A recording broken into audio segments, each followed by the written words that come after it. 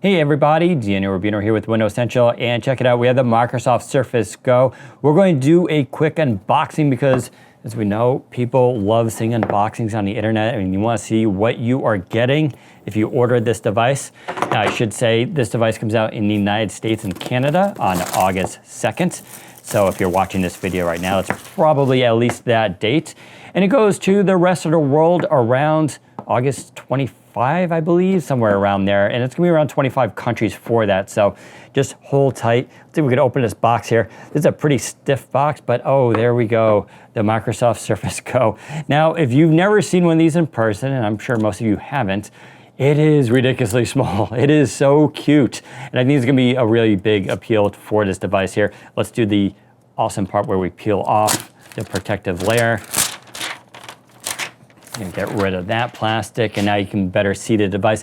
Now, one really interesting thing I already noticed on this device is the antenna line here. So if you're wondering why this is two-tone, this is where all the antennas go. This is where the LTE antennas will go to for that version. This is the 128 gigabyte with 8 gigs of RAM version. There is a lower one, but on the Surface Pro with LTE, that's a different shade. They actually did a little bit better job. That's the price difference there for you. So still looks pretty cool. You get the Surface logo here on the bottom, and we can turn to the front, and it's pretty jet black. Now, a lot's been made of the bezels. I wrote an article explaining why some of the reason the bezels are kind of a little bit larger, but when you compare it to the size of your, at least my thumbs, it's actually thinner than my thumbs. So if I'm holding the device, it actually kind of fits perfectly. I'll leave that to you guys. I know a lot of you guys are insane about your bezels.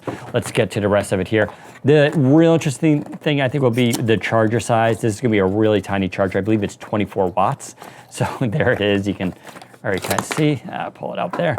So that is the charger. It actually does kind of look like the Surface 3's charger, which was micro USB, but that is a very small charger for this device, which is cool. And it is Surface Connect. Another difference between this and Surface 3, which was micro USB and extremely painful. This is a standard Surface Connect. You can actually use other Surface chargers with this. So if you do have a 65 watt charger or one for Surface Book 2, you can use that as well. Don't worry about that. And yes, you can use Surface Dock as well. We do have the warranty information. I won't really go through that. There's not much else there. And that's really it. That's all in the box. Of course, you do not get the Alcantara keyboard in the box. You do have to buy that separately. This is $130. There is a $99 version, just jet black, is in Alcantara. So, and you get this available in 3 other colors as well. So we can open this up real quickly too, and we'll get everything in there. That is a issue with Surfaces. People want the keyboard included. On the other hand, if they did include them, it would be kind of tough to pick your color choice.